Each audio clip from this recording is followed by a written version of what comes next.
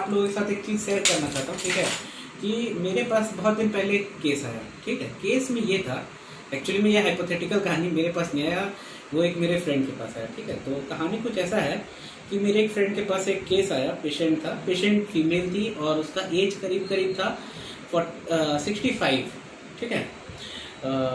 उसका blood sugar normal था, diabetic नहीं थी वो, और फिर उसका ओरल हाइजीन अच्छा था, ठीक है, और फिर कोई हाइपरटेंशन, कोई थायराइड का उसको हिस्ट्री नहीं था, ठीक है। पर पेशेंट का चीफ कंप्लेन ये था, patient complain of bleeding gums, ठीक है। क्या था, वो लोकलाइज था, मतलब वो कोई एक थोड़े से दो दांत में था, अब फोर्थ क्वाड्रेंट के 6 और 7 में था, ठीक है। तो जब मेरे फ्रेंड ने, जब मैं फ्रेंड को नहीं, मैं अपने से बोलूँगा, जब मैंने उस जगह पे वो किया, क्या बोलते हैं उसको, जब ऑब्जर्व किया, ठीक है, ओरल एग्जामिनेशन किया मैंने उस पर, तो मुझे वो दिखा कि जो 6 और 7 है, तो बेसिकली 7 जो है उस पर प्रॉपर रिसेशन है काफ़ी ज़्यादा, ठीक है, फर्केशन से भी नीचे है, और वो दांत काफ़ी ज़्यादा मोबाइल है, ठीक है। तो वहाँ पे क्या था कि मैं जैसे कि बिगनर हूँ, आपको पता ही होगा, ठीक है। तो क्या हुआ कि वहाँ से क्या था, ब्लीडिंग कम हो रहा था, पर ये जो ब्लीडिंग हो रहा था ये थोड़ा अलग था।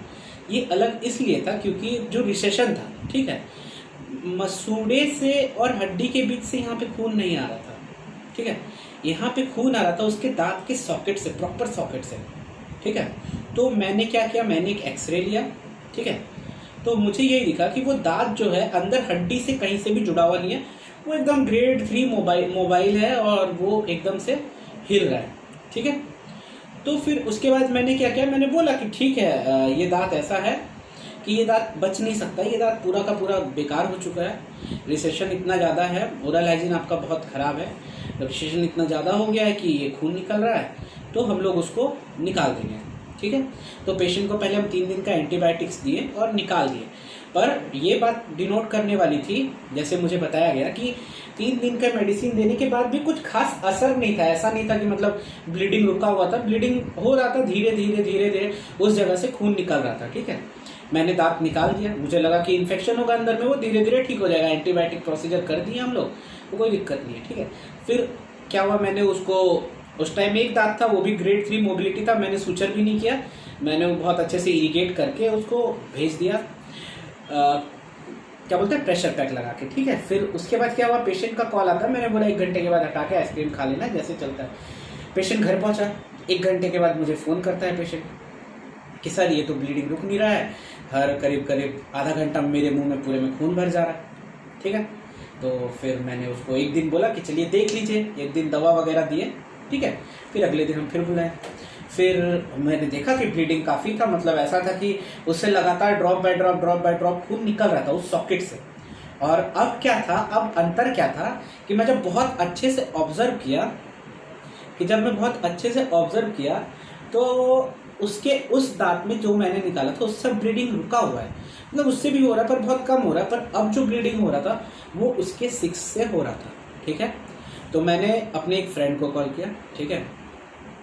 सो they both are my friend about whom I am talking, ठीक है। तो उस दोस्त ने मुझे एडवाइस किया कि जो आगे वाला दांत है उसमें भी प्रॉब्लम होगा तो उसको भी निकाल दो, तो क्या है, दोनों साथ में हील हो जाएगा, ठीक है। और ब्लीडिंग बहुत ज़्यादा, मैंने पेशेंट को उस दिन जो अगले दिन बुलाया तो मैंने हीमोस्टेटिक एजेंट वगैरह लगा के उसको भेजा घर, ठीक है। भेजने के बाद क्या हुआ कि पेशेंट फिर मुझे कॉल करा रात को कि सर नहीं, ब्लीडिंग उतना ही है। लगभग पेशेंट ये बोल रहा था कि 45 मिनट के अंदर में मेरे पूरे मुंह में खून का एक भर जा रहा है, मतलब खून भर जा रहा है। फिर मैं उसे पेट में ले लेता हूँ या थूक देता हूँ, ठीक है।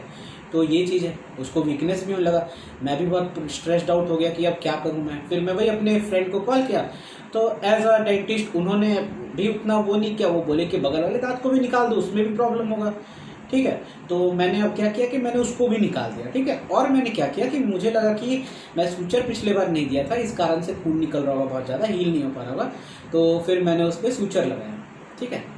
तो बेसिकली ये दोनों दांतों में रिसेशन था, और वो पहले वाला जो मैंने निकाला था वो ग्रेड 3 मोबिलिटी था, ये ग्रेड 2 मोबिलिटी था। एक्सरे में वो वाला एकदम हैंगिंग रूट दिख रहा था, ऐसा लग रहा था कि उसके नीचे कुछ भी नहीं, पर इसमें थोड़ा सा अटैचमेंट था, पर मैंने इसको निकाल दिया, ठीक है। मैंने सूचर दिया, मुझे लगा कि ठीक है, सूचर देने के बाद प्रेशर पैक लगा के मैं भेज दिया पेशेंट को। पेशेंट घर पहुंचने के करीब 8 घंटे के बाद मुझे कॉल करता है और बोलता है कि कि सर इसमें बहुत ज़्यादा ब्लीडिंग हो रहा है, ये कंट्रोल में नहीं है। मतलब वो बोल रहा है कि सर मैं इतना बता रहा हूँ कि अब 45 मिनट नहीं, अब आधे घंटे में मेरा मुंह में खून भर जा रहा है, ठीक है। और पूरा खून भर जाने का मतलब आप समझ रहे हैं कि बहुत ज़्यादा ब्लीडिंग, ठीक है। जितना हम लोग स्केलिंग टाइम में करते हैं तो जैसे मुंह में पानी आता है, तो वो चीज़ हो गया। तो अब अगला क्या करना है। तो फिर मेरा फ्रेंड, मैं अपने फ्रेंड को कॉल किया फिर से कि ऐसा ऐसा है भाई, क्या करें। और द फैक्ट इज़ दैट कि अब जिस दोनों दांत को मैं निकाला था उसके नाक के बराबर खून निकल रहा था, पर खून अब निकल रहा था उसके आगे जो प्रीमोलर था उसमें। सो आई वॉज बिट वरीड कि अब तो मैं इसको भी निकालूंगा, पर अब मुझे कहीं लॉजिक नहीं समझ में आ रहा था कि मैं सही ट्रीटमेंट प्लान में जा रहा हूँ, ठीक है। अब मैंने पेशेंट का फिर से सब कुछ रिपोर्ट कराया, थायराइड, बीपी, शुगर सब कुछ कराया, सब नॉर्मल था, ठीक है।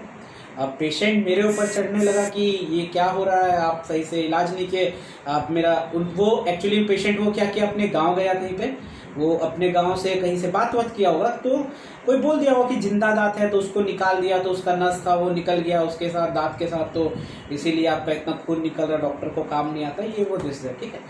बट फिर मैंने उसको क्या किया, मैं उसे रेफर कर दिया पटना में, ठीक है।